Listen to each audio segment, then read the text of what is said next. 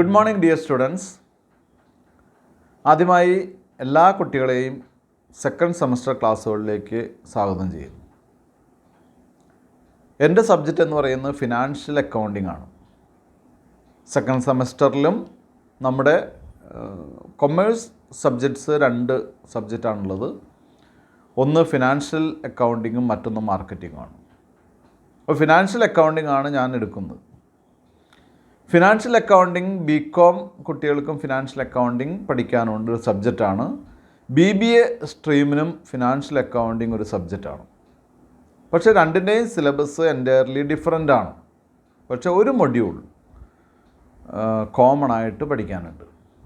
അപ്പോൾ ആയതുകൊണ്ട് തന്നെ ആ കോമൺ ആയിട്ടുള്ള മൊഡ്യൂളാണ് ഞാൻ ആദ്യം ഇവിടെ ഡിസ്കസ് ചെയ്യുന്നത്. BComലെ 2ാമത്തെ മൊഡ്യൂളായിട്ട് വരുന്നതും BBAക്ക് 5ാമത്തെ മൊഡ്യൂളായിട്ട് വരുന്നതുമായിട്ടുള്ള ഫിനാൻഷ്യൽ അക്കൗണ്ടിങ്ങിലെ കമ്പനി അക്കൗണ്ട്സുമായിട്ട് ബന്ധപ്പെട്ട ഇഷ്യൂ ഓഫ് ഷെയർസ് എന്നുള്ള ടോപ്പിക്കാണ് നമ്മളിവിടെ ആദ്യം ഡിസ്കസ് ചെയ്യുന്നത്.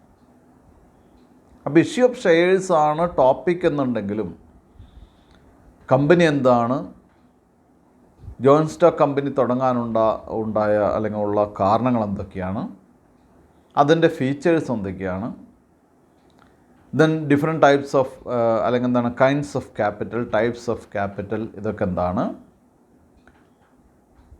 ഇക്വിറ്റി ഷെയറും പ്രിഫറൻസ് ഷെയറും തമ്മിലുള്ള ഡിഫറൻസസ് എന്തൊക്കെയാണ്, ഇതൊക്കെ ഒരു ആമുഖമായിട്ട് പറഞ്ഞിട്ടാണ് നമുക്ക് എന്തിലേക്ക് കടക്കാൻ സാധിക്കുള്ളൂ, ഇഷ്യൂ ഓഫ് ഷെയറിൻ്റെ ജേണൽ എൻട്രിയിലേക്ക് കടക്കാൻ സാധിക്കുള്ളൂ.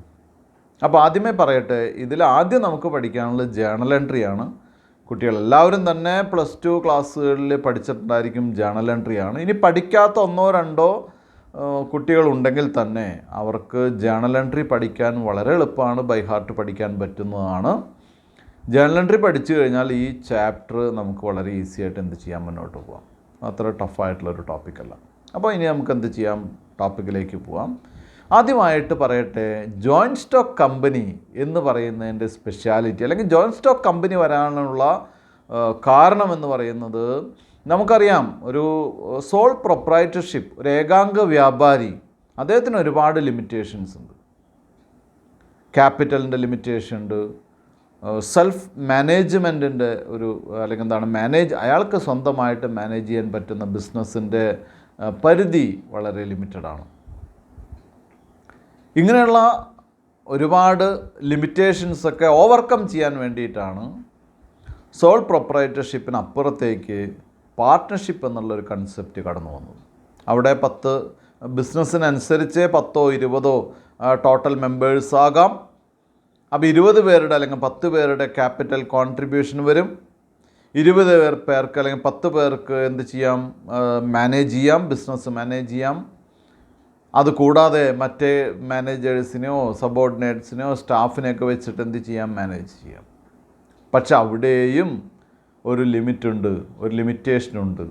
ദെൻ അവിടെ ക്യാപിറ്റലിനൊക്കെ ഒരു ലിമിറ്റേഷൻ ഉണ്ട്. നമുക്കറിയാലോ, വലിയ പ്രോഡക്റ്റുകൾ ഉണ്ടാക്കുന്ന ബിഗ് ഫേമുകൾക്ക്, വലിയ കോർപ്പറേറ്റുകൾക്ക് ഡെവലപ്പ് ചെയ്ത് വരണമെങ്കിൽ എന്ത് ചെയ്യണം, അല്ലെങ്കിൽ അവർക്ക് പ്രൊഡക്ഷനൊക്കെ നടത്തണമെങ്കിൽ എന്ത് വേണം, വലിയ ഒരു ഹ്യൂജ് ക്യാപിറ്റൽ ആവശ്യമാണ്.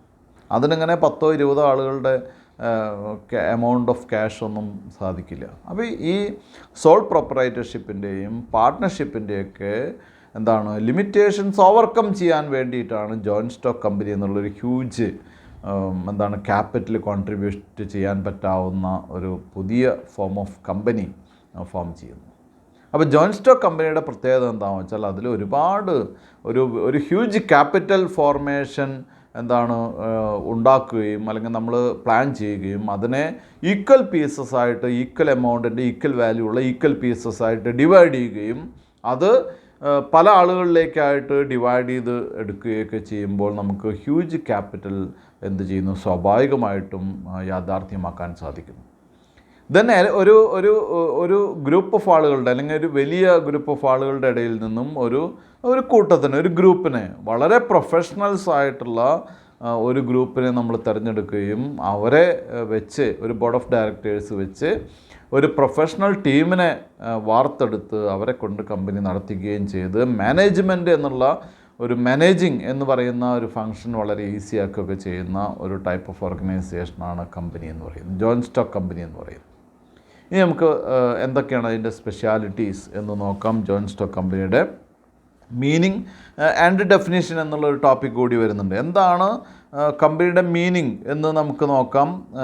Joint stock company is a voluntary association of persons formed through a process of law for undertaking a business venture. ഒരു ബിസിനസ് വെഞ്ചർ നടത്തുന്നതിന് വേണ്ടി സ്വമേധയാ ഉള്ള വ്യക്തികളുടെ ഒരു അസോസിയേഷനെയാണ്, അതും വെറും അസോസിയേഷനല്ല, through a process of law related ആയിട്ടുള്ളൊരു അസോസിയേഷനെയാണ് നമ്മൾ എന്തായിട്ട് പറയുന്നത്, അല്ലെങ്കിൽ ജോയിൻറ്റ് സ്റ്റോക്ക് കമ്പനി എന്ന് പറയുന്നത്. It is an artificial person. അതൊരു ഒരു ആർട്ടിഫിഷ്യൽ പേഴ്സൺ ആണ് in the eyes of law with perpetual succession. അതിനെ പെർപ്പച്വൽ സക്സഷൻ എന്ന് പറഞ്ഞാൽ അതിൻ്റെ ഓണേഴ്സിൽ നിന്ന് വിട്ട് വ്യത്യസ്തമായിട്ടുള്ളൊരു നിലനിൽപ്പുള്ള ഒരു ഓർഗനൈസേഷൻ അല്ലെങ്കിൽ സ്ഥാപനമാണ് കമ്പനി എന്ന് പറയുന്നത്. The persons forming the company are called the shareholders. Company ഉണ്ടാക്കുകയും കമ്പനിയുടെ ഓണർഷിപ്പുള്ള ആളുകളെ നമുക്ക് എന്തായിട്ട് വിളിക്കാം, ഷെയർ ഹോൾഡേഴ്സ് എന്ന് വിളിക്കാം. Liability of the shareholders of a company is usually limited to the face value of shares held by them. Liability എന്ന് പറയുന്നത് അവരുടെ കൈവശമുള്ള ഷെയറിൻ്റെ ഫേസ് വാല്യൂ എത്രയാണോ അത്രയും ആയിട്ട് ലിമിറ്റഡ് ആയിട്ടുള്ള ഒരു ലയബിലിറ്റിയാണ് ആർക്കുള്ളത്, കമ്പനിയുടെ ഷെയർ ഹോൾഡേഴ്സിനുള്ളത്. അപ്പോൾ ഇത്രയും പറഞ്ഞതിൽ നമുക്ക് മനസ്സിലായി, it is a joint stock company is a voluntary association of persons and formed by law. അല്ലേ, അതൊരു വോളണ്ടറി എന്ന് പറഞ്ഞാൽ സ്വമേധയുള്ള വ്യക്തികളുടെ ഒരു കൂട്ടമാണ്. അത് ഫോം ചെയ്തിട്ടുള്ള ലോ റിലേറ്റഡ് അല്ലെങ്കിൽ ലോയിൽ ഫോം ചെയ്തിട്ടുള്ളൊരു അസോസിയേഷനാണ്. എന്തിനു വേണ്ടിയിട്ടാണ്, ജോയിൻറ്റ് വെഞ്ചറിന്, ബിസിനസ് വെഞ്ചറിന് വേണ്ടിയിട്ടാണ് അത് എന്ത് ചെയ്തിട്ടുള്ളത്, അത് ഉണ്ടാക്കിയിട്ടുള്ളത്. അല്ലേ, അതിൻ്റെ its capital is divided into a number of transferable shares. അതിൻ്റെ ക്യാപിറ്റൽ എന്ത് ചെയ്യുന്നു, ഒരുപാട് ട്രാൻസ്ഫറബിൾ ഷെയർസിലേക്ക് ഡിവൈഡ് ചെയ്തിരിക്കുന്നു. അല്ലേ, മാത്രമല്ല അതൊരു ആർട്ടിഫിഷ്യൽ പേഴ്സൺ ആണ്. ലോയിൽ അല്ലെങ്കിൽ ലോ റിലേറ്റ് ചെയ്ത് ഉണ്ടാക്കിയിട്ടുള്ള കാരണം കൊണ്ട് തന്നെ it is an artificial person എന്ന് പറയുന്നു. കമ്പനിയുടെ ഷെയർ ഹോൾഡേഴ്സ് അല്ലെങ്കിൽ കമ്പനിയുടെ പേഴ്സൺസ് ഓഫ് അല്ലെങ്കിൽ owners of the company is known as shareholders എന്ന് പറയുന്നത്. ഇനി ഇതിൻ്റെ ചില ഡെഫിനിഷൻസ് ഉണ്ട്. നമുക്ക് ആദ്യം 1956 കമ്പനീസ് ആക്ടിൽ പറഞ്ഞിട്ടുള്ള ഡെഫിനിഷൻ നമുക്ക് നോക്കാം. Section 3 subsection 1 of the Companies Act 1956 defined it as a company formed and registered under the Companies Act. വളരെ സിമ്പിളായിട്ടുള്ള ഡെഫിനേഷനാണ്. അപ്പോൾ അതുകൊണ്ട് തന്നെ ഇത് മാത്രം എഴുതിയാൽ ആ ഡെഫിനേഷൻ കറക്റ്റ് ആവില്ല. നമുക്ക് പറയാം, according to companies Act 1956 a company formed and registered under the Companies Act is known as company. Company എന്ന് പറയുന്നത് 1956 കമ്പനീസ് ആക്ട് അനുസരിച്ച് നമ്മുടെ ഇന്ത്യയിലെ കമ്പനീസ് ആക്ട് അനുസരിച്ച് ഫോം ചെയ്യുകയും രജിസ്റ്റർ ചെയ്യുകയും ചെയ്തിട്ടുള്ള കമ്പനികളെയാണ് കമ്പനി എന്ന് പറയുന്നത്. ഇനി Lord Justice Lindley has defined a company as an artificial person created by law with a perpetual succession and a common seal. ഇത് നല്ല ഡെഫിനേഷനാണ്. ഇത് കുട്ടികൾക്ക് എന്ത് ചെയ്യാം, ഉപയോഗിക്കാം. എന്താണ് പറഞ്ഞിട്ടുള്ളത്, according to him, that is Lord Justice Lindley had defined a company as an artificial person created by law with a perpetual succession and a common seal. എന്താണ് പറഞ്ഞിട്ടുള്ളത്, it is an artificial person. അതൊരു artificial person ആണ്. Formed and registered under created by law with a perpetual succession. അത് law created ആണ് with a perpetual succession എന്ന് പറഞ്ഞാൽ സ്ഥിരമായിട്ടുള്ള നിലനിൽപ്പ്, അല്ലേ, ആൻഡ് എ കോമൺ സീൽ, അതിനൊരു പൊതുവായിട്ടുള്ള സീലുമുള്ള ഒരു സ്ഥാപനത്തിനെയാണ് നമ്മൾ കമ്പനി എന്ന് പറയുന്നത്. ഇനി ഒരു ഡെഫിനേഷൻ കൂടി പറയുന്നുണ്ട്. 2013 പുതിയ കമ്പനീസ് ആക്ടിൽ ഒരു ഡെഫിനേഷൻ കൂടി പറയുന്നുണ്ട്. A company means a company incorporated under this act or under any previous company law. ഇതാണ് നമുക്ക് കുറച്ചുകൂടി അല്ലെങ്കിൽ ഏറ്റവും ലേറ്റസ്റ്റ് ആയിട്ടുള്ള കമ്പനീസ് ആക്ട് അനുസരിച്ചുള്ള ഡെഫിനേഷനാണിത്. A company means a company incorporated under this act. ഈ ആക്ട് അനുസരിച്ച് 2013 ആക്ട് അനുസരിച്ച് ഇൻകോർപ്പറേറ്റ് ചെയ്തിട്ടുള്ള രജിസ്റ്റർ ചെയ്തിട്ടുള്ള കമ്പനി ആയിരിക്കണം. Or under any previous company law, വേറെ ഏതെങ്കിലും പ്രീവിയസ് കമ്പനി ലോ എന്നുള്ളതനുസരിച്ച് രജിസ്റ്റർ ചെയ്തിട്ടുള്ള കമ്പനി ആയിരിക്കണം. അപ്പോൾ കുട്ടികൾ മനസ്സിലാക്കേണ്ടത് ഈ ഡെഫിനേഷൻ എന്തായാലും പഠിച്ചു വയ്ക്കണം. ഏതെങ്കിലും ഒരു ഞാൻ പറയുകയാണെങ്കിൽ ലോർഡ് ജസ്റ്റിസ് ലിൻലിയുടെ ഡെഫിനേഷനാണ് ഏറ്റവും നല്ല ഡെഫിനേഷൻ. അത് പഠിച്ചു വയ്ക്കുകയാണ് ഏറ്റവും ബെറ്റർ കേട്ടോ. ഇനി നമുക്ക് ഇതിൻ്റെ ക്യാരക്ടറിസ്റ്റിക്സ് ഒന്ന് നോക്കാം. കമ്പനിയുടെ ക്യാരക്ടറിസ്റ്റിക്സ് എന്തൊക്കെയാണ്? ഒന്നാമത്തെ ക്യാരക്ടറിസ്റ്റിക്സ് സെപ്പറേറ്റ് ലീഗൽ എൻറ്റിറ്റി. അപ്പോൾ ഇവിടെ ഒന്നാമത്തെ പോയിന്റ് പറയുന്നത് it has A separate legal entity from it's members. ആ കമ്പനിക്ക് മെമ്പേഴ്സിൽ നിന്ന് വ്യത്യസ്തമായിട്ടുള്ള നിയമപരമായിട്ടുള്ള നിലനിൽപ്പുണ്ട്. അതിൻ്റെ അർത്ഥം എന്താണ്? നിങ്ങൾ +2 പഠിക്കുമ്പോൾ അറിയാം, പാർട്ട്ണർഷിപ്പ് ഫേം എന്ത് ചെയ്യുന്നു? ഡിസോൾവ് ചെയ്യുന്നു. എങ്ങനെ ഡിസോൾവ് ചെയ്യുന്നു? ഒരു പാർട്ട്ണറുടെ ഡെത്ത് സംഭവിച്ചു കഴിഞ്ഞാൽ ആ പാർട്ട്ണർഷിപ്പ് ഫേം എന്ത് ചെയ്യുന്നു? അവസാനിക്കുന്നു. ആ സ്ഥാപനം അവിടെ ഉണ്ടാവും, പക്ഷേ ആ പാർട്ട്ണർഷിപ്പ് അവസാനിക്കുന്നു അല്ലേ? പുതിയൊരു പാർട്ട്ണർഷിപ്പ് എന്ത് ചെയ്യുന്നു? അദ്ദേഹത്തിൻ്റെ ഡെത്ത് സംഭവിച്ചാൽ, ഒരാൾ റിട്ടയർ ചെയ്താൽ, ഒരാൾ അഡ്മിറ്റ് ചെയ്താൽ ഒക്കെ ഈ റീകോൺസ്റ്റിറ്റ്യൂഷൻ ഓഫ് പാർട്ട്ണർഷിപ്പ് അവിടെ നടക്കും അല്ലേ? എന്താ കാരണം? പാർട്ട്നേഴ്സിൻ്റെ അല്ലെങ്കിൽ പാർട്ട്ണർഷിപ്പ് ഫേമിന് പാർട്ട്നേഴ്സിൽ നിന്ന് വ്യത്യസ്തമായിട്ടുള്ള ഒരു എൻറ്റിറ്റി ആർക്കില്ല? പാർട്ട്ണർഷിപ്പ് ഫേമിനില്ല. അതേസമയം കമ്പനിക്ക് it has A separate legal entity. It has A separate legal entity from it's members എന്ന് പറഞ്ഞു കഴിഞ്ഞാൽ മെമ്പേഴ്സിൽ നിന്ന് വ്യത്യസ്തമായിട്ടുള്ളൊരു നിലനിൽപ്പ് ആർക്കുണ്ട്? കമ്പനിക്കുണ്ട്. നിലനിൽപ്പ് എന്ന് പറഞ്ഞാൽ ലീഗലായിട്ടുള്ള നിലനിൽപ്പ് ആർക്കുണ്ട്? കമ്പനിക്കുണ്ട്. മനസ്സിലായല്ലോ? അപ്പോൾ അത് വളരെ വളരെ ഇമ്പോർട്ടൻറ്റ് പോയിൻ്റാണ്. അതിൻ്റെ അർത്ഥം എന്താണെന്ന് വെച്ചാൽ ഷെയർ ഹോൾഡേഴ്സിൻ്റെ ഡെത്തോ ഇൻസോൾവൻസിയോ അല്ലെങ്കിൽ എന്താണ് മറ്റ് ട്രാൻസ്ഫറിങ്ങോ ഒക്കെ നടന്നോട്ടെ, എല്ലാ മെമ്പേഴ്സിൻ്റെയും എന്താണ് ഡെത്തോ ട്രാൻസ്ഫർ ചെയ്യോ, ഷെയർ ട്രാൻസ്ഫർ ചെയ്യോ, അല്ലെങ്കിൽ കമ്പനി തുടങ്ങുമ്പോഴുള്ള എല്ലാ മെമ്പേഴ്സും മാറിയെന്ന് വിചാരിച്ചോ, അതൊന്നും ആരെ എഫക്റ്റ് ചെയ്യില്ല? കമ്പനി എഫക്റ്റ് ചെയ്യില്ല. എന്താ കാരണം? കമ്പനി ഒരു ലീഗൽ പേഴ്സണാണ്. കമ്പനി ഒരു ആർട്ടിഫിഷ്യൽ പേഴ്സണാണ്. അതിൻ്റെ മെമ്പേഴ്സിൽ നിന്ന് വ്യത്യസ്തമായിട്ടുള്ള ഒരു നിലനിൽപ്പ് ലീഗലി ഉള്ള എൻറ്റിറ്റി ആർക്കുണ്ട്? കമ്പനിക്കുണ്ട്. അതാണ് ഒന്നാമത്തെ ഫീച്ചർ, ഒന്നാമത്തെ ക്യാരക്ടറിസ്റ്റിക്സ് എന്ന് പറയുന്നത്. Then limited liability. Limited liability എന്ന് പറയുന്നത് മിക്കവാറും കേസുകളിൽ അല്ലെങ്കിൽ ഓൾ കേസസ് എന്ന് വേണമെങ്കിൽ പറയാം നമുക്ക്, liability is limited to the face value of the shares held by a shareholder. ഒരു ഷെയർ ഹോൾഡറുടെ കയ്യിലിരിക്കുന്ന ഷെയറിൻ്റെ ഫേസ് വാല്യൂവിൽ ലിമിറ്റഡ് ആണ് എന്തെന്ന് പറയുന്നത് അതിൻ്റെ ലയബിലിറ്റി. ഇപ്പോൾ ഫോർ എക്സാമ്പിൾ നമുക്ക് സൗത്ത് ഇന്ത്യൻ ബാങ്കിൻ്റെ ഒരു ഷെയറിൻ്റെ വില, സൗത്ത് ഇന്ത്യൻ ബാങ്കിൻ്റെ ഷെയറിൻ്റെ വില 8 രൂപയോ മറ്റോ സംതിങ് ആണെന്ന് തോന്നുന്നു, അല്ലെങ്കിൽ 9 രൂപയോ 10 രൂപയോ ഒക്കെ ആയിരിക്കാം. ഇപ്പോഴത്തെ റേറ്റ് കൃത്യമായിട്ട് ഞാൻ പറയുന്നില്ല, എനിക്കറിയില്ല. അപ്പോൾ 8 രൂപയോ 9 രൂപയോ ആയിക്കോട്ടെ, അതിൻ്റെ ഫേസ് വാല്യൂ എന്ന് പറയുന്നത് 1 രൂപയാണ്. മനസ്സിലായല്ലോ? അപ്പോൾ ആ കമ്പനിയുടെ ലയബിലിറ്റി എന്ന് പറയുന്നത്, നമുക്ക് എന്തെങ്കിലും ലയബിലിറ്റി വരികയാണെങ്കിൽ maximum liability is limited to face value. Face value എത്രയാണ്? 1 രൂപയാണ് ഫേസ് വാല്യൂ. ഒരു ഷെയറിൻ്റെ ഫേസ് വാല്യൂ 1 രൂപയാണ്.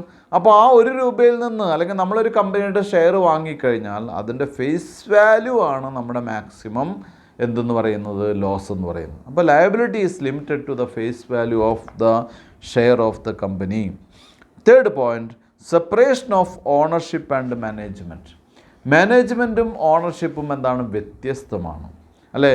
ഷെയർ വാങ്ങിയിട്ടുള്ള ആളുകളെല്ലാവരും തന്നെ ഓണേഴ്സ് ഓഫ് ദ കമ്പനിയാണ്, പക്ഷേ അവർ എല്ലാവരും തന്നെ മാനേജ്മെൻറ്റിലേക്ക് വരുന്നില്ല. മാനേജ്മെൻറ്റ് ഈസ് ലിമിറ്റഡ് ടു എന്താണ്, അല്ലെങ്കിൽ it is selected to a board of directors, a group of members called board of directors. Board of ഡയറക്ടേഴ്സാണ് മാനേജ്മെൻറ്റ് എന്ന് പറയുന്നത്. അപ്പോൾ ഓണേഴ്സിൽ നിന്ന്, ഷെയർ ഹോൾഡേഴ്സിൽ നിന്ന് ഒരു ഗ്രൂപ്പിനെ സെലക്ട് ചെയ്യുകയും ആ ഗ്രൂപ്പിനെ ബോർഡ് ഓഫ് ഡയറക്ടേഴ്സ് എന്നുള്ള പേര് കൊടുക്കുകയും അവരാണ് എന്ത് കൺട്രോൾ ചെയ്യുന്നത്? ബിസിനസ് കൺട്രോൾ ചെയ്യുന്നത്. അപ്പോൾ രണ്ടാണ്. നാലാമത്തെ point, capital contribution. Capital contribution എന്ന് പറയുന്നത് എന്താണ്? Capital it is authorised and it is fixed by its memorandum. അത് ക്യാപിറ്റൽ കോൺട്രിബ്യൂഷൻ ഓതറൈസ് ചെയ്യണം. എത്ര രൂപയാണ് നമ്മൾ കളക്ട് ചെയ്യുന്നത്?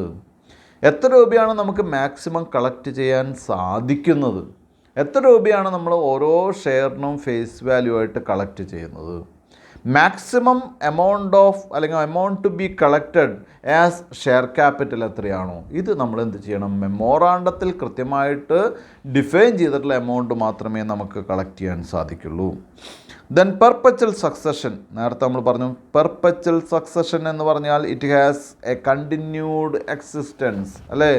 ആ കമ്പനി തുടങ്ങി, അതിൽ നഷ്ടം സംഭവിച്ചു, അതിൽ ആളുകളൊക്കെ ഷെയർ വിറ്റു, അല്ലെങ്കിൽ എന്താണ് അതിൽ ആളുകളൊക്കെ ഒരുപാട് നാൾ കഴിഞ്ഞപ്പോൾ ആളുകളൊക്കെ മരണപ്പെട്ടു, അല്ലെങ്കിൽ ഡെത്ത് സംഭവിച്ചു, അല്ലെങ്കിൽ അവരൊക്കെ ഷെയർ വേറെ ആളുകൾക്ക് ട്രാൻസ്ഫർ ചെയ്ത് എന്ത് തന്നെ സംഭവിച്ചാലും കമ്പനിക്ക് സ്വന്തം നിലയിൽ എന്തുണ്ടായിരിക്കും, നിലനിൽപ്പുണ്ട് അല്ലേ. ഇറ്റ് ഹാസ് പെർപ്പച്വൽ സക്സഷൻ, സ്ഥായിയായിട്ടുള്ള സ്ഥിരമായിട്ടുള്ള ലീഗലായിട്ടുള്ളൊരു നിലനിൽപ്പ് ആർക്കുണ്ട്, കമ്പനിക്കുണ്ട്. അപ്പോൾ അതൊരു വളരെ ഇമ്പോർട്ടൻ്റ് ആയിട്ടുള്ള ഒരു പോയിൻ്റാണ്.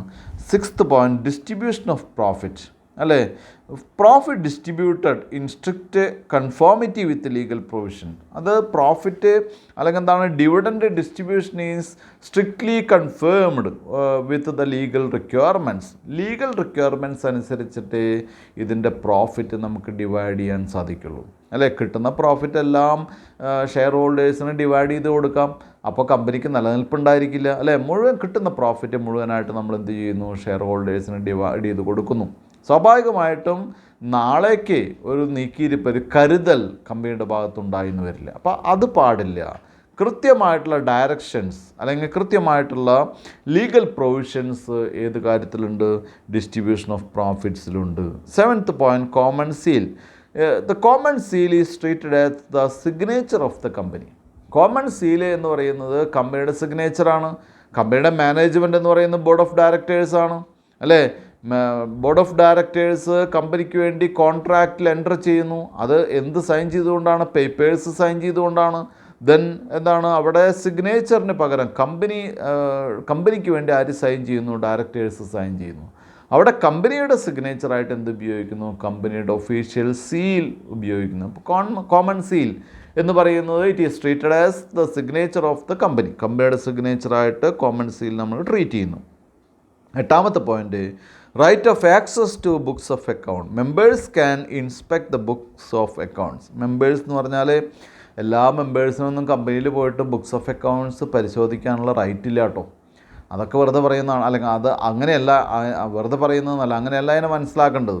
നമുക്കെല്ലാവർക്കും തന്നെ കമ്പനിയുടെ റെക്കോർഡ്സ് എല്ലാം തന്നെ പ്രിൻ്റഡ് ആയിട്ട് കമ്പനി ഒരു വർഷത്തിലൊരിക്കൽ നമുക്ക് അയച്ചു തരും. അപ്പോൾ സാധാരണഗതിയിൽ മെമ്പേഴ്സിന് വേണമെങ്കിൽ ഒരാൾക്ക് വേണമെങ്കിൽ എന്തെങ്കിലും ക്വറീസൊക്കെ ഉണ്ടെങ്കിൽ എന്ത് ചെയ്യാം, അപ്ലൈ ചെയ്ത് അതിനെ എക്സാമിൻ ചെയ്യാനുള്ളൊരു പ്രൊവിഷൻ ഉണ്ട്. പക്ഷേ അല്ലാത്തവർക്കെല്ലാം തന്നെ അതിൻ്റെ കമ്പനിയുടെ പ്രിൻ്റഡ് ഡോക്യുമെൻറ്റ്സ് എല്ലാ വർഷവും കമ്പനി എന്ത് ചെയ്യണം, പ്രിൻ്റ് ചെയ്ത് പബ്ലിഷ് ചെയ്യണം, നിർബന്ധമാണ്. Then annual audit. To submit its accounts for compulsory annual audit. Compulsory ആയിട്ട് ആനുവൽ ഓഡിറ്റ് കൃത്യമായിട്ടുള്ള ക്വാളിഫൈഡ് ആയിട്ടുള്ള പേഴ്സൺസിനെ വെച്ച് ആനുവൽ ഓഡിറ്റ് നടത്തുകയും അത് പബ്ലിഷ് ചെയ്യുകയും ആ കോപ്പി ഷെയർ ഹോൾഡേഴ്സിൻ്റെ ഇടയ്ക്ക് പബ്ലിഷ് ചെയ്യുകയും വേണമെന്ന് നിർബന്ധമാണ്. Then 11th point, transferability of shares അല്ലേ. Shares are freely transferable. ഇപ്പോൾ ഷെയർസ് എന്താണ് കൃത്യമായിട്ട് ഫ്രീ ആയിട്ട് എന്ത് ചെയ്യാം, ട്രാൻസ്ഫർ ചെയ്യുന്നു. അതിനിടയിൽ നമ്മളൊരു പോയിൻ്റ് വിട്ടുപോയിട്ടുണ്ട്, maintenance of books. Maintenance of books എന്ന് പറയുന്ന 9th പോയിൻ്റാണ്. To maintain prescribed set of books as required by law. നമ്മുടെ ലോ റിക്വയർ ചെയ്യുന്ന എല്ലാ ബുക്സ് ഓഫ് അക്കൗണ്ട്സും ബുക്സും തന്നെ ആര് കീപ്പ് ചെയ്യണം, ഈ കമ്പനി കീപ്പ് ചെയ്തിരിക്കണം നിർബന്ധമായിട്ടും. അപ്പോൾ ഇത്രയും 11 പോയിൻ്റാണ് ഇതിൻ്റെ എന്തായിട്ട് പറയുന്നത്, ക്യാരക്ടറിസ്റ്റിക്സ് ആയിട്ട് പറയുന്നത്. Next, books of accounts maintain by companies. Companies maintain ചെയ്യേണ്ട ബുക്സ് ഓഫ് അക്കൗണ്ട്സ് ഏതൊക്കെയാണ്? നേരത്തെ നമ്മൾ പറഞ്ഞു, ലോ റിലേറ്റ് ചെയ്തിട്ടുള്ള അല്ലെങ്കിൽ ലോ ഡയറക്റ്റ് ചെയ്തിട്ടുള്ള എല്ലാ ബുക്സ് ഓഫ് അക്കൗണ്ട്സും കമ്പനികൾ ഡയറക്റ്റ് ചെയ്യണം, കീപ്പ് ചെയ്യണം നമ്മൾ പറഞ്ഞു. എങ്കിലും എന്തൊക്കെയാണെന്ന് നോക്കാം നമുക്ക്. 1ാമത്തെ പോയിൻ്റ്, ഫിനാൻഷ്യൽ സ്റ്റേറ്റ്മെൻറ്റ്സ്. എന്താണ് ഫിനാൻഷ്യൽ സ്റ്റേറ്റ്മെൻറ്റ്സ് എന്നുള്ളത് കുട്ടികൾക്കറിയാം, എങ്കിലും ഞാൻ ഒന്നുകൂടി പറയാം, ചിലർക്ക് അറിഞ്ഞില്ലെങ്കിലോ. Profit and loss statements, balance sheets, depreciation schedules and taxation returns. നമ്മൾ എന്ത് ചെയ്യണം, profit and loss account, balance sheet, അതായത് നമ്മുടെ final account, depreciation schedules, then taxation returns. നമ്മൾ ടാക്സ് കൊടുത്ത റിട്ടേൺസ് ഒക്കെ നമ്മൾ എന്ത് ചെയ്യണം, കൃത്യമായിട്ട് ഫയൽ ചെയ്ത് സൂക്ഷിക്കണം രണ്ടാമത്തെ point, general ledgers and journals. നമ്മുടെ ലെഡ്ജറും ജേണലുകളൊക്കെ തന്നെ കൃത്യമായിട്ടുണ്ടായിരിക്കണം. Electronic copies of critical documents on a weekly or even daily basis. Electronic copies of critical documents. ഇപ്പോൾ നമ്മൾ ബാങ്ക് ഡീലിങ്സ്, ക്യാഷ് ഡീലിങ്സ് ഒക്കെ ഉണ്ടെങ്കിൽ അതിൻ്റെ കോപ്പീസ് ഡെയിലി ബേസിസിലുള്ള കോപ്പീസ് വേണം. Cash records. This includes cash receipts, records of bank deposits, petty cash book and check book. അല്ലേ, നമ്മുടെ ഒരു ക്യാഷ് റെക്കോർഡ് എന്ന് പറഞ്ഞാൽ എന്താണ്? ക്യാഷ് റെസിപ്റ്റുകൾ വേണം, ബാങ്ക് ഡെപ്പോസിറ്റ് നടത്തിയിട്ടുണ്ടെങ്കിൽ അതിൻ്റെ റെക്കോർഡുകൾ വേണം, പെറ്റി ക്യാഷ് ബുക്ക് വേണം, ചെക്ക് ബുക്സ് വേണം, അല്ലേ, അങ്ങനെയുള്ള ക്യാഷിൻ്റെ എല്ലാ റെക്കോർഡ്സും. അടുത്ത് bank statements and loan documents. ബാങ്കിൻ്റെ സ്റ്റേറ്റ്മെൻറ്റ്സും ലോൺ ഡോക്യുമെൻറ്റ്സൊക്കെ കൃത്യമായിട്ടുണ്ടായിരിക്കുക. സെയിൽസ് ആൻഡ് ഡെപ്റ്റർ റെക്കോർഡ്സ്, അല്ലേ, സെയിൽസ് നടത്തിയിട്ടുള്ള എൻ്റെ ഡെപ്റ്റ് റെക്കോർഡ്സും. സെയിൽസ് നടത്തിയിട്ടുള്ള റെക്കോർഡ് നമുക്ക് ബിൽ ബുക്കിൽ നോക്കി അറിയാം, പക്ഷേ ബിൽ ബുക്കിൽ നിന്ന് കൃത്യമായിട്ട് സെയിൽസ് അക്കൗണ്ടിലേക്ക് അത് ട്രാൻസ്ഫർ ചെയ്തിട്ടുണ്ടായപ്പോൾ സെയിൽസിൻ്റെ എന്താണ്, ഇതെന്താണ്, ഡെപ്റ്റേഴ്സ് റെക്കോർഡ്സ്. സെയിൽസ് ഭൂരിഭാഗമൊക്കെ വലിയ കമ്പനികളൊക്കെ ആകുമ്പോൾ ഡെപ്റ്റേഴ്സ് ആയിരിക്കും കൂടുതലുണ്ടായിരിക്കുക, അതിൻ്റെ record. Invoice and statements received and paid. ഇൻവോയ്സസും സ്റ്റേറ്റ്മെൻറ്റ്സും അതിൻ്റെ പേ ചെയ്തിട്ടുള്ള റെക്കോർഡ്സും. എനി അൺപെയ്ഡ് ഇൻവോയ്സസ്, എന്തെങ്കിലും ഇൻവോയ്സ് അൺപെയ്ഡ് നടത്തിയിട്ടുണ്ടെങ്കിൽ അത്, ഇത്തരം കാര്യങ്ങൾ. Then minutes of members or directors meeting.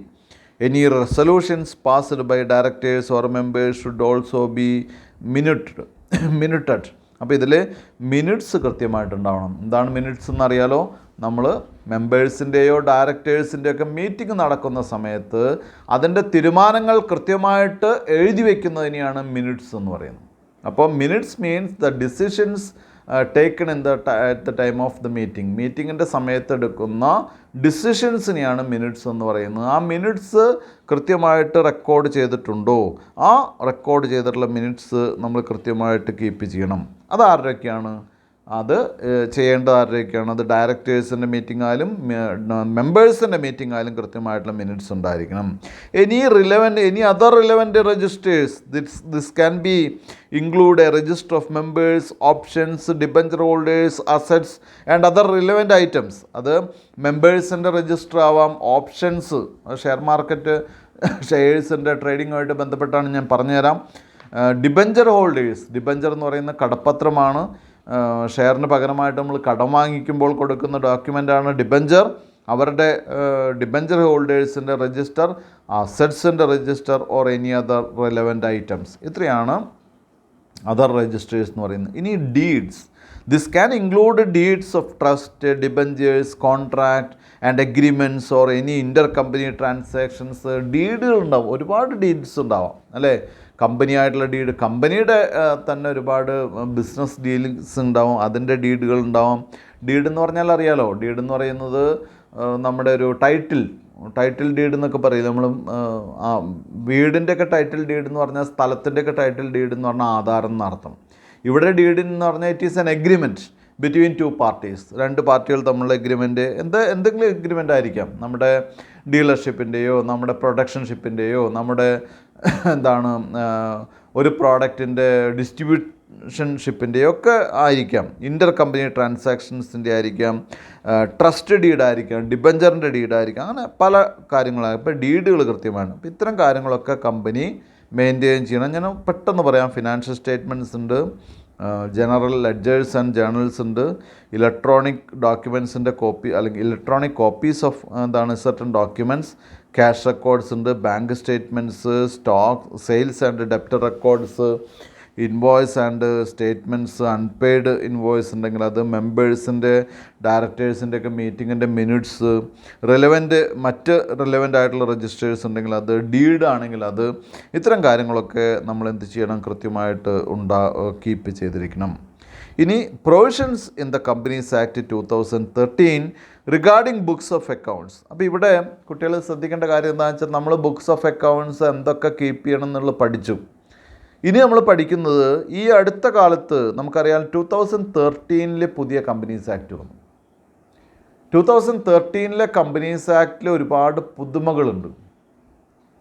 അതിലേറ്റവും പ്രധാനപ്പെട്ട ചില കണ്ടീഷൻസ് ഈ സ്കാമുകളൊക്കെ തടയാൻ വേണ്ടിയിട്ടാണ്. കമ്പനികളുടെ ഒരുപാട് സ്കാമുകൾ അല്ലെങ്കിൽ എന്താണ് കമ്പനി ഡയറക്ടേഴ്സിൻ്റെ ഭാഗത്തു നിന്നുള്ള ചില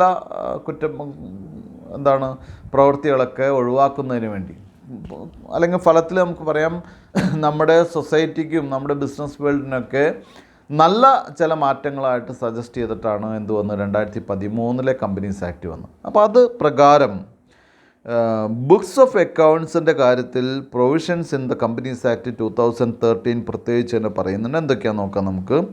place of keeping books of accounts. Books of accounts സൂക്ഷിക്കേണ്ടുന്ന സ്ഥലം ഏതാണ്? അല്ല, കൃത്യമായിട്ട് പറയുന്നുണ്ട്. Every company shall prepare and keep its registered office books of accounts and other relevant book. എല്ലാതും അവരുടെ രജിസ്ട്രേഡ് ഓഫീസിലാണ് കീപ്പ് ചെയ്യേണ്ടത്. ഇപ്പോൾ നമ്മുടെ നാട്ടിലെ ഒരു ലിസ്റ്റഡ് കമ്പനിയാണ്, ബാങ്കിങ് കമ്പനിയാണ് ഫെഡറൽ ബാങ്ക്. ഫെഡറൽ ബാങ്കിൻ്റെ ഷെയർ മാർക്കറ്റിൽ ലിസ്റ്റ് ചെയ്തിട്ടുള്ള ഒരു കേരള ബേസ്ഡ് ബാങ്കിങ് കമ്പനിയാണ് ഫെഡറൽ ബാങ്ക് എന്ന് പറയുന്നത്. ഫെഡറൽ ബാങ്കിൻ്റെ രജിസ്ട്രേഡ് ഓഫീസ് ആലുവയിലാണ്. മനസ്സിലായല്ലോ? അപ്പോൾ രജിസ്ട്രേഡ് ഓഫീസ് എന്താണ്? അവരുടെ ഹെഡ് ഓഫീസായിട്ട് രജിസ്റ്റർ ചെയ്തിട്ടുള്ള office, main office registered office എന്ന് പറയുന്ന ആലുവയിലാണ്. അപ്പോൾ രജിസ്ട്രേഡ് ഓഫീസിൽ മെയിൻ ഓഫീസ് ഏതാണോ രജിസ്ട്രേഡ് ഓഫീസിൽ വേണം അവരുടെ ബുക്സ് ഓഫ് അക്കൗണ്ട്സ് കീപ്പ് ചെയ്യാൻ. ഒന്ന്, the books may be kept at some other place if the board of directors decide. In such a case the company shall within 7 days file with the registrar a notice in writing giving full address of that place. നമ്മൾ ഇനി എന്ത് ചെയ്യുക? വേറൊരു സ്ഥലത്താണ്, registered ഓഫീസിലല്ല, അതിന് പകരം വേറൊരു സ്ഥലത്താണ് ബുക്സ് ഓഫ് അക്കൗണ്ട് കീപ്പ് ചെയ്യുന്നതെങ്കിൽ 7 ദിവസത്തിനുള്ളിൽ രജിസ്ട്രാർ ഓഫ് കമ്പനീസിനെ എന്തറിയിച്ചിരിക്കണം? എവിടെയാണ് കീപ്പ് ചെയ്യുന്നത്, അതിൻ്റെ മുഴുവൻ അഡ്രസ്സും നമ്മൾ എവിടെ അറിയിച്ചിരിക്കണം? Registrar of കമ്പനീസിനെ അറിയിച്ചിരിക്കണം. രണ്ടാമത്തെ പോയിൻ്റ്, അപ്പോൾ ഇത് ആദ്യത്തെ പോയിൻ്റ് എന്ന് പറയുന്നത് എവിടെ കീപ്പ് ചെയ്യണം എന്നുള്ളതാണ്. രണ്ടാമത്തെ point place of keeping branch books. ഇനി ബ്രാഞ്ച് ബുക്കാണ് അല്ലേ? When A company has A branch office in India or outside India the books are kept at that branch office. ഇപ്പം ഞാൻ നേരത്തെ പറഞ്ഞ ഫെഡറൽ ബാങ്കിൻ്റെ ഒരു എക്സാമ്പിളാണ് അല്ലേ? ഫെഡറൽ ബാങ്കിന് കേരളത്തിലുടനീളം ബ്രാഞ്ചസ് ഉണ്ട് അല്ലേ? കേരളത്തിന് പുറത്തും ബ്രാഞ്ചസ് ഉണ്ട് അല്ലേ? അപ്പോൾ ഈ ബ്രാഞ്ചുകളിലൊക്കെയുള്ള ബുക്കുകൾ, അവിടുത്തെ ബുക്കുകൾ എന്ത് ചെയ്യാം? അതത് ബ്രാഞ്ചിൽ എന്ത് ചെയ്യാം? സൂക്ഷിക്കാം. അതിന് കുഴപ്പമില്ല. പക്ഷേ അവരുടെ മെയിൻ ബുക്സൊക്കെ എവിടെ ഉണ്ടായിരിക്കണം? രജിസ്ട്രേഡ് ഓഫീസിലുണ്ടായിരിക്കണം. ആ ഓഫീസിൽ നിന്ന് മാറ്റുകയാണെങ്കിൽ 7 ദിവസത്തിനുള്ളിൽ ആരെ അറിയിച്ചിരിക്കണം? കമ്പനി രജിസ്ട്രാറെ with full details with address ആരെ അറിയിച്ചിരിക്കണം? കമ്പനി രജിസ്ട്രാറെ അറിയിച്ചിരിക്കണം. മൂന്നാമത്തെ point, maintenance of books in electronic form. The company may keep such books of accounts or other relevant papers in electronic mode in such a manner as may be prescribed. അപ്പോൾ നമുക്കറിയാലോ 2013 വളരെ വിപ്ലവാത്മകമായിട്ടുള്ള മാറ്റങ്ങൾ ആര് കൊണ്ടുവന്നിട്ടുണ്ട്? Companies act കൊണ്ടുവന്നിട്ടുണ്ട്. അതിലെ പ്രധാനപ്പെട്ട ചില തീരുമാനങ്ങളിൽ ഒന്നാണ് ഇവിടുത്തെ ഈ maintenance of books in electronic form എന്ന് പറയുന്നത്. ഇപ്പോൾ നമുക്കറിയാലോ, ഇപ്പോൾ 1956 കമ്പനീസ് ആക്ടിൽ ഒരിക്കലും ഇലക്ട്രോണിക് ഫോമിൽ ബുക്സ് ഓഫ് അക്കൗണ്ട്സ് കീപ്പ് ചെയ്യാൻ പറയാൻ സാധിക്കില്ല അല്ലേ? ഇവിടെ 2013 കമ്പനീസ് ആക്ട് അനുസരിച്ച് ഒരു ഇൻഫർമേഷൻ ലെറ്റർ പോലും നമുക്ക് എന്ത് ചെയ്യാം? ഓൺലൈൻ ലെറ്റർ നമുക്ക് ഉപയോഗിക്കാം എന്നുള്ളതാണ്. ഡിജിറ്റൽ ലെറ്റർ നമുക്ക് ഉപയോഗിക്കാം, ഡിജിറ്റൽ സിഗ്നേച്ചർ നമുക്ക് ഉപയോഗിക്കാം അല്ലേ? അതിനുള്ള പ്രൊവിഷൻ ഇവിടെ പറഞ്ഞിട്ടുണ്ട്. 2013 കമ്പനീസ് ആക്ടിൽ പറഞ്ഞിട്ടുണ്ട്. നമുക്ക് പഠിക്കാനുണ്ട്, വഴിയാലെ പഠിക്കാൻ വരും അല്ലേ? അതിൻ്റെ ഭാഗമായിട്ട് തന്നെ പറയട്ടെ, എന്താണ്? ഡിജിറ്റലായിട്ടുള്ള ഇലക്ട്രോണിക് ഫോർമാറ്റിൽ നമുക്ക് എന്ത് ചെയ്യാം? ബുക്സ് ഓഫ് അക്കൗണ്ട്സ് സ്റ്റോർ ചെയ്താൽ മതി. അതിന് യാതൊരു തടസ്സവുമില്ല കേട്ടോ. നാലാമത്തെ പോയിൻ്റ്, മെത്തേഡ് ഓഫ് പ്രിപ്പറേഷൻ അല്ലേ? ഇനി മെത്തേഡ്സ് ഓഫ് പ്രിപ്പറേഷൻ, ഈ ബുക്സ് ഓഫ് അക്കൗണ്ട് പ്രിപ്പയർ ചെയ്യുന്നതിന് ചില മെത്തേഡ്സ് പറയുന്നുണ്ട്. എന്തൊക്കെയാണ് പറയുന്നത്? First point, to give a true and fair view of the state of affairs of the company, including that of its branch office or offices. അല്ലെ, കമ്പനിയെ പറ്റി true and fair statement കിട്ടത്തക്ക രീതിയിൽ, അല്ലെങ്കിൽ എന്താണ്, ട്രൂ ആൻഡ് ഫെയർ അഫയേഴ്സ് കിട്ടുന്ന രീതിയിൽ വേണം ബ്രാഞ്ചിൻ്റെ ആയാലും മെയിൻ ഓഫീസിൻ്റെ ആയാലും കൃത്യമായിട്ടുള്ള ഡീറ്റെയിൽസ് കിട്ടത്തക്ക രീതിയിൽ വേണം എന്ത് ചെയ്യാൻ? ബുക്സ് ഓഫ് അക്കൗണ്ട് പ്രിപ്പയർ ചെയ്യാൻ. Second point, the record of the transactions affected at the branch office and submit periodical returns to that office അല്ലേ? ഇതെന്ത് ചെയ്യണം? കൃത്യമായിട്ട് ബ്രാഞ്ച് ഓഫീസിൽ കൃത്യമായിട്ട് സമയാസമയങ്ങളിൽ ട്രാൻസാക്ഷൻസ് റെക്കോർഡ് ചെയ്യുകയും അത് പീരിയോഡിക്കൽ റിട്ടേൺസ് ആയിട്ട് ഹെഡ് ഓഫീസിനെ അറിയിക്കുകയും വേണം. മൂന്നാമത്തെ point, to keep books of accounts on accrual basis. Accrual ബേസിസിലാണ് നമ്മൾ എന്ത് ചെയ്യേണ്ടത്? ബുക്സ് ഓഫ് അക്കൗണ്ട് കീപ്പ് ചെയ്യേണ്ടത്. അക്രൂവൽ ബേസ് എന്ന് പറഞ്ഞാൽ വളരെ സിമ്പിളായിട്ടൊരു എക്സാമ്പിൾ പറയാം. നമുക്ക് 10,000 രൂപയുടെ ഇൻട്രസ്റ്റ് ഡ്യൂ ആയിട്ടുണ്ട്. പക്ഷേ നമ്മൾ പോയിട്ടില്ല, ബാങ്കിൽ പോയിട്ട് വാങ്ങണം. ബാങ്കിൽ നമ്മുടെ അക്കൗണ്ടിലേക്ക് വന്നിട്ടുണ്ട്, പക്ഷേ നമ്മൾ വാങ്ങിയിട്ടില്ല, അല്ലേ? ഡ്യൂ ആയിട്ടുണ്ട്, പക്ഷേ വാങ്ങിയിട്ടില്ല. അതിൻ്റെ അർത്ഥം എന്താണ്? It is accrued but not received. മനസ്സിലായല്ലോ? ഇനി അങ്ങനെ വേണമെങ്കിൽ പറയാം, അതല്ലാത്ത രീതിയിൽ പറയാം. നമുക്കൊരു ഒരു മാസം കഴിഞ്ഞാൽ നമ്മുടെ പേരിലേക്ക് ഈ എമൗണ്ട് വരേണ്ടതാണ്, ഡ്യൂ ആണ്, അല്ലേ? ഒരു മാസം, പക്ഷേ നമുക്ക് നമ്മുടെ അക്കൗണ്ടിലേക്ക് വന്നിട്ടില്ല. അതിൻ്റെ അർത്ഥം ബാങ്ക് അത് പ്രിപ്പയർ ചെയ്യുന്ന ഡേറ്റ് ആവണേ ഉള്ളൂ. പക്ഷേ എങ്കിലും it is due but not received. അപ്പോൾ ഡ്യൂ അക്രൂവൽ ബേസ്, നമുക്കത് അലൗ ചെയ്യുക, അല്ലെങ്കിൽ നമുക്ക് കിട്ടിയാൽ, നമുക്ക് ഫിസിക്കലായിട്ട് കിട്ടണമെന്നില്ല, അക്രൂവൽ ബേസിസിൽ എന്ത് ചെയ്യാം? അക്കൗണ്ടിങ് നടത്താം എന്നുള്ളതാണ് അടുത്ത മൂന്നാമത്തെ പോയിൻ്റ്. നാലാമത്തെ point, to prepare books of account on double entry system of accounting. നിർബന്ധമായിട്ടും ഡബിൾ എൻട്രി സിസ്റ്റം ഓഫ് അക്കൗണ്ടിങ്ങിൽ മാത്രമാണ് നമുക്ക് പ്രിപ്പയർ ചെയ്യാൻ സാധിക്കും. ഇപ്പോൾ 4 പോയിൻ്റാണ് ഞാനിവിടെ ബുക്സ് ഓഫ് അക്കൗണ്ട് പ്രിപ്പയർ ചെയ്യും. Method of preparation of books of account 4 പോയിൻ്റാണ് പറയുന്നത്. ഒന്ന്, true, it must be a report of express the true and fair view of head office and branch office business. Branch ഓഫീസിൻ്റെയും head ഓഫീസിൻ്റെയും ബിസിനസ്സിൻ്റെ ഒരു true affairs കിട്ടത്തക്ക രീതിയിലുള്ള ഒരു preparation ആയിരിക്കണം. 2, ട്രാൻസാക്ഷൻസൊക്കെ കൃത്യമായിട്ട് ബ്രാഞ്ച് ഓഫീസിൽ റെക്കോർഡ് ചെയ്യുകയും അത് കൃത്യമായിട്ടുള്ള റെഗുലറായിട്ടുള്ള ഇൻ്റർവെല്ലിൽ റിപ്പോർട്ട് ചെയ്യുകയും ചെയ്യുന്ന ഒരു ട്രാൻസാക്ഷൻ അല്ലെങ്കിൽ അക്കൗണ്ടിങ് രീതിയായിരിക്കണം. അക്രൂവൽ ബേസിസിലായിരിക്കണം. ഡബിൾ എൻട്രി പ്രിൻസിപ്പിളായിരിക്കണം. ഇത്രയാണ് 4 പോയിൻ്റ് പറയുന്നത്. ഇനി 5ാമത്തെ ഹെഡിലേക്ക് കിടക്കാം നമുക്ക്. Keeping period of books of account, അല്ലേ? എന്താണ് period of books of account എന്ന് പറയുന്നത്? Keeping period of books of അക്കൗണ്ടാണ്. ഈ ബുക്സ് ഓഫ് അക്കൗണ്ടൊക്കെ എത്ര നാളത്തേക്ക് സൂക്ഷിച്ച് വെക്കണം, അല്ലേ? വളരെ പ്രധാനപ്പെട്ട പോയിൻ്റാണ്. നമ്മൾ ഓരോ വർഷവും നമ്മൾ ചെയ്യുന്ന ബുക്സ് ഓഫ് അക്കൗണ്ട്സ് നമുക്ക് സ്വാഭാവികമായിട്ടും നമുക്കറിയാം ആ വർഷത്തെ അക്കൗണ്ട് അടുത്ത വർഷം എന്ത് ചെയ്യുന്നു? ടാക്സ് പർപ്പസിനൊക്കെ ഉപയോഗിക്കുന്നു, അല്ലേ? ഇൻകം ടാക്സ് ഒക്കെ സ്വാഭാവികമായിട്ടും ഈ വർഷത്തെ ഇൻകം ടാക്സ് അസസ് ചെയ്യുന്ന അടുത്ത വർഷമാണ്. അസസ്മെൻറ്റ് ഇയർ ഈ വർഷത്തെ അസസ് ചെയ്യുന്നത് കഴിഞ്ഞ വർഷത്തെയാണ് നമ്മൾ ഈ വർഷം എന്ത് ചെയ്യുന്നു? അസസ് ചെയ്യുന്നു, അല്ലേ? അപ്പോൾ കൃത്യമായിട്ട് നമുക്കറിയാം. അത് അങ്ങനെ വെച്ച് നോക്കിയാൽ ഇൻകം ടാക്സ് പർപ്പസിനൊക്കെ നമുക്കറിയാം 1-2 വർഷം ചിലപ്പോൾ താമസം ഉണ്ടാവാം.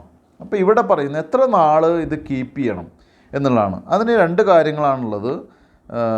Every company should be kept the books of account of every company should be kept for a period of not less than 8 financial years immediately preceding a financial year.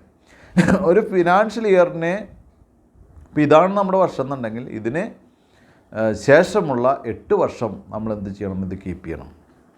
Where the company had been in existence for a period less than 8 years in respect of all the preceding years, അല്ലേ? കമ്പനിക്ക് 8 വർഷം കാലാവധിയില്ല. 8 വർഷം തയ്ക്കാൻ കമ്പനിക്ക് സാധിച്ചില്ലെങ്കിൽ എത്ര നാളാണോ company business ചെയ്ത് അത്രയും വർഷങ്ങളിൽ എന്ത് ചെയ്യണം? വർഷങ്ങളിലെ ബുക്സ് ഓഫ് അക്കൗണ്ട് 8 വർഷം ആയിട്ടില്ല എന്നുണ്ടെങ്കിൽ, കഴിഞ്ഞ 8 വർഷം ആയിട്ടില്ല കമ്പനി പ്രവർത്തിച്ച് 4 വർഷം ആയിട്ടുള്ളെങ്കിൽ 4 വർഷത്തെ അക്കൗണ്ട് വേണം. 12 വർഷമായി കമ്പനി പ്രവർത്തിച്ചിട്ട് അങ്ങനെയാണെങ്കിൽ 8 വർഷത്തെ പ്രീസീഡിങ് ആയിട്ടുള്ള ബുക്സ് ഓഫ് അക്കൗണ്ട് വേണം. 6ാമത്തെ പോയിൻ്റ്, ഇൻസ്പെക്ഷൻ ഓഫ് ബുക്സ്. അപ്പോൾ കുട്ടികളോട് ചോദിക്കുകയാണ്, കമ്പനിയുടെ ബുക്സ് ഓഫ് അക്കൗണ്ട്സ് എത്ര നാൾ സ്റ്റോർ ചെയ്ത് വെക്കണം? 8 വർഷം നമ്മൾ എന്ത് ചെയ്യണം? സൂക്ഷിച്ച് വെക്കണം. 8 വർഷം സൂക്ഷിച്ചതിന് ശേഷമേ അത് എന്ത് ചെയ്യാൻ പാടുള്ളൂ? നമ്മുടെ റെക്കോർഡ്സിൽ നിന്ന് മാറ്റിവെക്കാൻ പാടുള്ളൂ. 6th point, inspection of books of account.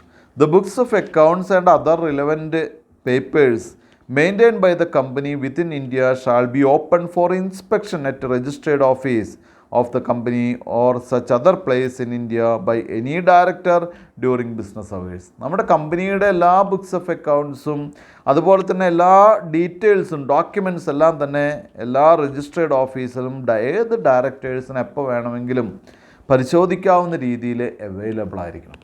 മെമ്പേഴ്സിനല്ല കേട്ടോ, ഡയറക്ടേഴ്സിന്. കണ്ടോ. 7ാമത്തെ point, responsible persons keeping books of account. ആരൊക്കെയാണ് ബുക്സ് ഓഫ് അക്കൗണ്ട്സ് സൂക്ഷിച്ച് വെക്കുന്നതിന് റെസ്പോൺസിബിൾ ആയിട്ടുള്ളത്? ആരൊക്കെയാണ് കമ്പനിയുടെ റെസ്പോൺസിബിൾ ആയിട്ടുള്ള persons to keep books of accounts? ഒന്ന്, managing director. Managing director is the person elected from board of directors. Managing director എന്ന് പറഞ്ഞാൽ ബോർഡ് ഓഫ് ഡയറക്ടേഴ്സിൽ നിന്ന് എലക്ട് ചെയ്യപ്പെടുന്ന ഒരു പേഴ്സണെയാണ് മാനേജിംഗ് ഡയറക്ടർ എന്ന് പറയുന്നത്. മാനേജിംഗ് ഡയറക്ടർക്ക് എന്തിനുള്ള റൈറ്റ് ഉണ്ട്? അദ്ദേഹത്തിന് എന്നുള്ള റെസ്പോൺസിബിലിറ്റി ഉണ്ട്? ഈ ബുക്സ് ഓഫ് അക്കൗണ്ട് കീപ്പ് ചെയ്യാനുള്ള റെസ്പോൺസിബിലിറ്റി ഉണ്ട്. 2ാമത്തെ point, whole time director in charge of finance. ഫിനാൻസിൻ്റെ ഇൻചാർജുള്ള whole time director, whole time എന്ന് പറഞ്ഞാൽ മുഴുവൻ സമയ ഡയറക്ടർ, അദ്ദേഹത്തിന് ഫിനാൻസിൻ്റെ ചാർജ് കൂടി ഉണ്ടെങ്കിൽ ആ ഫിനാൻസിൻ്റെ ചാർജുള്ള ഡയറക്ടർക്ക് എന്ത് ചെയ്യാം? ഇതിനുള്ള റെസ്പോൺസിബിലിറ്റി ഉണ്ട്. Chief financial officer, he's liable for എന്താണ്? Keeping books of account. Chief financial officer എന്താണ്? ലയബിളാണ്. And any other person of the company charged by the board with the duty of complying with the provision. ഇനി അത് മാത്രമല്ല, board of directors ഏതെങ്കിലും ഒരു വ്യക്തിക്ക് charge കൊടുത്തിട്ടുണ്ടെങ്കിൽ, ഈ ബുക്സ് ഓഫ് അക്കൗണ്ട് കീപ്പ് ചെയ്യാൻ ചാർജ് കൊടുത്തിട്ടുണ്ടെങ്കിൽ അദ്ദേഹത്തിനും എന്ത് ചെയ്യാം? അദ്ദേഹവും റെസ്പോൺസിബിളാണ്. എന്തിനാണ്? ബുക്സ് ഓഫ് അക്കൗണ്ട്സ് കീപ്പ് ചെയ്യുന്നതിന് റെസ്പോൺസിബിളാണ്. അപ്പോൾ ഇവിടെ ബുക്സ് ഓഫ് അക്കൗണ്ട്, കമ്പനിയുടെ ബുക്സ് ഓഫ് അക്കൗണ്ട് കീപ്പ് ചെയ്യുന്നതിന് റെസ്പോൺസിബിൾ ആയിട്ടുള്ള ആളുകൾ ആരൊക്കെയാണ്? മാനേജിംഗ് ഡയറക്ടർ, നമ്മൾ മറക്കില്ല. Whole time director who in charge of finance, ഫിനാൻസിൻ്റെ ഇൻചാർജുള്ള whole time director. Chief financial officer and any person who authorised by the board of directors to keep books of account. Board of directors keep ചെയ്യാൻ, books of account keep ചെയ്യാൻ പറഞ്ഞ് charge കൊടുത്തിട്ടുള്ള ഏത് മെമ്പേഴ്സിനെയും, director എന്നല്ല, ഏത് മെമ്പേഴ്സിനെയും നമുക്ക് എന്തായിട്ട് പറയാം? റെസ്പോൺസിബിൾ ആണെന്ന് പറയാം. Next is statutory books or statutory books to be maintained by the company according to Companies Act 2013. 2013 companies Act അനുസരിച്ച് ഒരു കമ്പനി മെയിൻറ്റെയിൻ ചെയ്യേണ്ട സ്റ്റാറ്റ്യൂട്ടറി ബുക്സ് എന്തൊക്കെയാണ്? നിയമപരമായിട്ട് കീപ്പ് ചെയ്യേണ്ട ബുക്കുകൾ ഏതൊക്കെയാണ്? ഒന്ന്, register of charges, section 85. Register of charges എന്ന് പറഞ്ഞാൽ ചാർജ് എന്ന് പറഞ്ഞാൽ നമ്മൾ ഈ എന്താണ്, ഫിനാൻഷ്യൽ ചാർജസ് ആണ് ഇവിടെ ഉദ്ദേശിക്കുന്നത്. Register of charges. 2, register of മെമ്പേഴ്സിൻ്റെ ഷെയർ ഹോൾഡേഴ്സിൻ്റെ list, section 88. Index of members, section 88 തന്നെ. ഇൻഡെക്സ് ഓഫ് മെമ്പേഴ്സിൻ്റെ ഇൻഡെക്സ് അല്ലേ, അവരുടെ ഇൻഡെക്സിൽ എഴുതിയിട്ടുള്ളത്. 4th point, register of debenture holders with index, അതും 88 തന്നെയാണ് സെക്ഷൻ. അപ്പോൾ മെമ്പേഴ്സ് വിത്ത് ഇൻഡെക്സ് സെക്ഷൻ എത്രയാണ്? 88 ആണ്. 5th point, copies of annual returns, section 94. Copies of annual returns എന്ന് പറയുമ്പോൾ ചില കുട്ടികൾക്ക് മനസ്സിലാക്കാൻ ബുദ്ധിമുട്ടുണ്ടായിരിക്കും. ഒരു എക്സാമ്പിളിലൂടെ നമുക്കതിന് എന്താണ് റിട്ടേൺ എന്ന് പറഞ്ഞു തരാം. അപ്പം നമ്മൾ കുട്ടികൾക്ക് അറിയാമല്ലോ, ഇൻകം ടാക്സ് അടയ്ക്കുന്നത്. നിങ്ങളുടെയൊക്കെ വീട്ടിലെ അച്ഛനമ്മയൊക്കെ ടാക്സ് അടയ്ക്കുന്നവരുണ്ടാവും. ടാക്സ് അടയ്ക്കുന്നില്ല, പക്ഷേ എനിക്ക് ടാക്സബിൾ ഇൻകം ഇല്ല എന്ന് പറഞ്ഞ് ഒരു ലെറ്റർ കൊടുക്കുന്നവരുണ്ടാവും. എന്തോ ആയിക്കോട്ടെ, നമ്മൾ ടാക്സ് അടയ്ക്കുകയാണെങ്കിലും അടയ്ക്കുന്നില്ല, എനിക്ക് ടാക്സബിൾ ഇൻകം ഉണ്ട്, പക്ഷേ എനിക്ക് ഇത്രയും ചിലവുണ്ട്, അത് കാരണം കൊണ്ട് ഇറ്റ് ഈസ് നോട്ട് ടാക്സബിൾ എന്നൊക്കെ പറഞ്ഞ് നമ്മൾ ലെറ്റർ കൊടുക്കുകയാണെങ്കിലും അടയ്ക്കുകയാണെങ്കിലൊക്കെ അതിനെ പറയുന്ന പേരാണ് റിട്ടേൺ എന്ന് ഞാൻ ചുരുങ്ങിയ വാക്കുകളിൽ പറയാണ് കേട്ടോ. റിട്ടേണൊക്കെ നമുക്ക് പിന്നീട് പഠിക്കാൻ വിശദമായിട്ട്.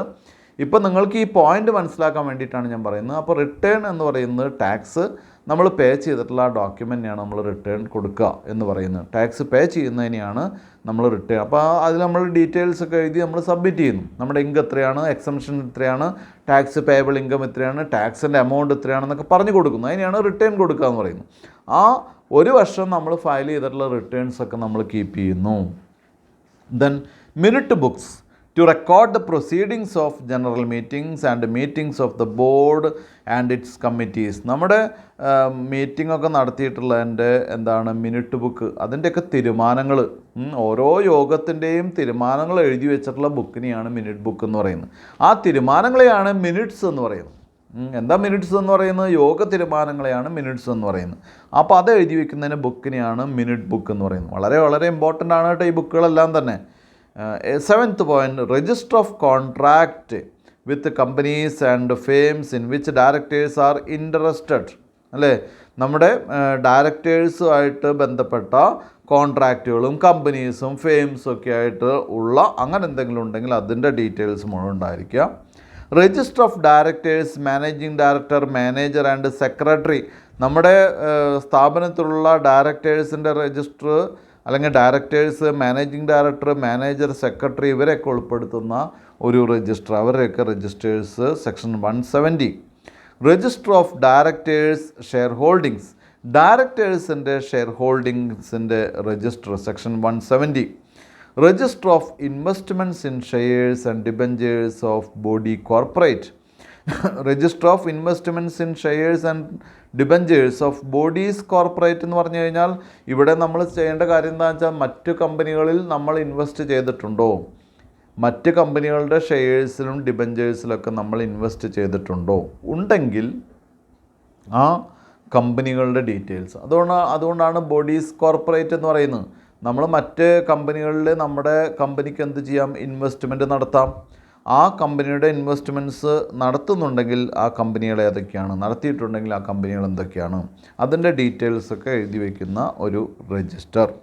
Register of loans made to other companies under the same management, നമ്മുടെ കമ്പനിയുടെ മാനേജ്മെൻറ്റിൻ്റെ കീഴിൽ തന്നെയുള്ള മറ്റ് കമ്പനികൾ, ഇപ്പോൾ നമ്മൾ പറയില്ലേ സബ്സിഡറി കമ്പനീസ്, സബ്സിഡറി കമ്പനീസ് പോലെയുള്ള കമ്പനികൾക്ക് ലോൺ കൊടുത്തിട്ടുണ്ടെങ്കിൽ അത് കൃത്യമായിട്ട് നമ്മൾ എന്ത് ചെയ്യണം, റെക്കോർഡായിട്ട് മെയിൻറ്റെയിൻ ചെയ്യണം. അല്ലേ, ഇനി സബ്സിഡറി എന്ന് തന്നെ പറയുന്നില്ല, നമ്മുടെ നമ്മുടെ കമ്പനിയുടെ സെയിം മാനേജ്മെൻറ്റിലുള്ള മറ്റ് കമ്പനികളുണ്ടെങ്കിൽ അത്തരം കമ്പനികൾക്ക് ലോൺ കൊടുത്തിട്ടുണ്ടെങ്കിൽ അതും അത്തരം കാര്യങ്ങളൊക്കെ, അതുമായിട്ട് ബന്ധപ്പെട്ട കാര്യങ്ങളൊക്കെ അതിനൊക്കെ ഒരു രജിസ്റ്റർ ഉണ്ടായിരിക്കണം. ദെൻ ഡയറക്ടേഴ്സ് അറ്റൻഡൻസ് ബുക്ക്, ഡയറക്ടേഴ്സിൻ്റെ അറ്റൻഡൻസ് റെക്കോർഡ് ചെയ്യുന്ന ബുക്ക്, അത്രയും ബുക്കുകളാണ് നമ്മളെവിടെ കീപ്പ് ചെയ്യേണ്ടത്, നമ്മുടെ സ്ഥാപനത്തിൽ കീപ്പ് ചെയ്യേണ്ട സ്റ്റാറ്റ്യൂട്ടറി ബുക്സ്. അപ്പോൾ കുട്ടികൾ മനസ്സിലാക്കേണ്ടത്, statutory books maintain by the company according to companies act 2013 ആണ് ഇപ്പോൾ നമ്മൾ ഡിസ്കസ് ചെയ്ത ടോപ്പിക് എന്ന് പറയുന്നത്. അതായത് 2013, അതായത് ഈ റീസെൻ്റായിട്ട് കുറച്ച് വർഷങ്ങൾക്ക് മുൻപായിട്ട് വന്നിട്ടുള്ള പുതിയ കമ്പനീസ് ആക്ടിൽ പറഞ്ഞിട്ടുള്ള സ്റ്റാറ്റ്യൂട്ടറി നിർബന്ധമായിട്ടും, മനസ്സിലായല്ലോ, നിർബന്ധമായിട്ടും കീപ്പ് ചെയ്യേണ്ട ബുക്സ് ഓഫ് അക്കൗണ്ട്സിൻ്റെ ഡീറ്റെയിൽസാണ്. അപ്പോൾ അത് കുട്ടികൾ പഠിക്കണം. ഞാൻ ഒന്നുകൂടി പെട്ടെന്ന് അറ്റ് എ ഗ്ലാൻസ് പറഞ്ഞു പോകാം. Register of charges section 85, register of members എന്ന് പറയുന്നത് ഷെയർ ഹോൾഡേഴ്സാണ് section 88, index of members section 88 തന്നെ, register of debenture holders and index section 88, debenture ഹോൾഡേഴ്സിൻ്റെ register with index section 88, copies of annual returns, നമ്മൾ എല്ലാ വർഷവും നമ്മൾ കൊടുക്കുന്ന ആനുവൽ റിട്ടേൺസിൻ്റെ കോപ്പീസൊക്കെ കീപ്പ് ചെയ്യുന്ന, അല്ലെങ്കിൽ അതിൻ്റെയൊക്കെ റെക്കോർഡ്സ് മെയിൻറ്റെയിൻ ചെയ്യുന്ന ഒരു ബുക്ക്. ദെൻ മിനിറ്റ് ബുക്ക്, എല്ലാ മീറ്റിങ്ങുകളിലും ജനറൽ മീറ്റിങ്ങിൻ്റെയും അതുപോലെ തന്നെ ബോർഡ് ഓഫ് ഡയറക്ടേഴ്സിൻ്റെ മീറ്റിങ്ങിൻ്റെയും ഒക്കെ തീരുമാനങ്ങൾ എഴുതി വയ്ക്കുന്ന ബുക്കായിട്ടുള്ള minutes book. Register of contracts with companies and firms in which directors are interested, ഡയറക്ടേഴ്സിന് താല്പര്യമുള്ള, ഡയറക്ടേഴ്സിൻ്റെ താല്പര്യപ്രകാരമുള്ള, അതുമല്ലെങ്കിൽ നമ്മൾ ഡീൽ ചെയ്യുന്ന മറ്റ് കമ്പനികൾ, അവരായിട്ട് കോൺട്രാക്റ്റുകളൊക്കെ എൻ്റർ ചെയ്തിട്ടുള്ള മറ്റ് കമ്പനികൾ, അവരുടെ details. Register of directors, managing director, manager and secretary section 170, നമ്മുടെ ഡയറക്ടേഴ്സിൻ്റെയും മാനേജിംഗ് ഡയറക്ടറുടെയും മാനേജറുടെയും സെക്രട്ടറിയുടെയൊക്കെ പേരുകൾ എഴുതി വയ്ക്കുന്ന രജിസ്റ്റർ, അത് മെയിൻറ്റെയിൻ ചെയ്യണം. Register of directors share holdings, ഡയറക്ടേഴ്സിന് ഒരു certain percentage of share holding വേണമെന്ന് നിർബന്ധമുണ്ട്. അപ്പോൾ അതുകൊണ്ട് തന്നെ ഓരോ ഡയറക്ടേഴ്സിൻ്റെയും കയ്യിലുള്ള ഷെയർ ഹോൾഡിങ്സ് എത്രയാണ്, അവരുടെ കൈവശം വെച്ചിരിക്കുന്ന ഷെയർസ് എത്രയാണ്, അത് കൃത്യമായിട്ട് റെക്കോർഡ് ചെയ്ത് വയ്ക്കുന്ന ഒരു book section 170. Register of investments in shares and debentures of bodies corporate, മറ്റ് കമ്പനികളിൽ, ബോഡീസ് കോർപ്പറേറ്റ് എന്ന് പറഞ്ഞാൽ അതർ ഫേംസ് അത്രയേ ഉള്ളൂ, അല്ലെങ്കിൽ ജോയിൻറ്റ് സ്റ്റോക്ക് കമ്പനീസ് അത്രയേ ഉള്ളൂ. മറ്റ് ജോയിൻറ്റ് സ്റ്റോക്ക് കമ്പനികളിൽ നമ്മൾ ഇൻവെസ്റ്റ്മെൻറ്റ് നടത്തിയിട്ടുണ്ടെങ്കിൽ അത്. Register of loans made to other companies under the same management, നമ്മുടെ സെയിം മാനേജ്മെൻറ്റിൽ അല്ലെങ്കിൽ സബ്സിഡറി കമ്പനീസിന് കൊടുത്തിട്ടുള്ള ലോൺസ് ആൻഡ് അഡ്വാൻസസ് ഉണ്ടെങ്കിൽ അത് എഴുതി വയ്ക്കുന്ന ഒരു ബുക്ക്. ഡയറക്ടേഴ്സ് അറ്റൻഡൻസ് ബുക്ക്, ഡയറക്ടറുടെ അറ്റൻഡൻസ് ബുക്ക് ഉണ്ടെങ്കിൽ അത്. ഇത്രയും കാര്യങ്ങളാണ് നമുക്ക് ഇന്നത്തെ ക്ലാസ്സിൽ ഡിസ്കസ് ചെയ്യാനുള്ളത്. അപ്പോൾ ഇന്ന് ഡിസ്കസ് ചെയ്തിട്ടുള്ള കാര്യങ്ങളെല്ലാം തന്നെ ഒരു കമ്പനിയുടെ കോമൺ ആയിട്ടുള്ള കാര്യങ്ങളാണ്, കമ്പനിയുടെ ബേസിക് ആയിട്ടുള്ള ഇൻഫർമേഷൻസാണ്. നമ്മൾ പഠിക്കുന്നത് ഫിനാൻഷ്യൽ അക്കൗണ്ടിങ്ങിലെ ഇഷ്യൂ ഓഫ് ഷെയർ എന്നുള്ള ടോപ്പിക് ആണെങ്കിൽ കൂടി കമ്പനിയെ സംബന്ധിച്ചുള്ള ഡീറ്റെയിൽസ്, കമ്പനിയുടെ സ്പെഷ്യാലിറ്റീസ് നിങ്ങൾ +2 ബിസിനസ് സ്റ്റഡീസിലൊക്കെ പഠിച്ചിട്ടുണ്ടാവും. What are the features of or characteristics of a joint stock company അല്ലേ? അത് പഠിച്ചവർക്കൊക്കെ ഇത് വളരെ എളുപ്പമായിട്ട് തോന്നും. അപ്പോൾ ഇന്ന് നമ്മുടെ മുഴുവൻ ടോപ്പിക്കും നമ്മൾ ഡിസ്കസ് ചെയ്യാൻ ഉപയോഗിച്ചിട്ടുള്ളത് കമ്പനിയുടെ ബേസിക് ആയിട്ടുള്ള ഇൻഫർമേഷനെ പറ്റിയിട്ടാണ്.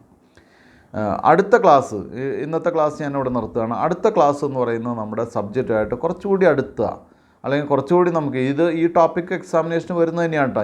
ഇന്നെടുത്ത ടോപ്പിക്കിൽ നിന്ന് നമുക്ക് features of company, characteristics of company, specialities of company, definition of joint stock company, what are the statutory books to be maintain by the company, legal provisions of books maintain by the company, ഇതൊക്കെ എക്സാമിനേഷന് വരുന്നതാണ്.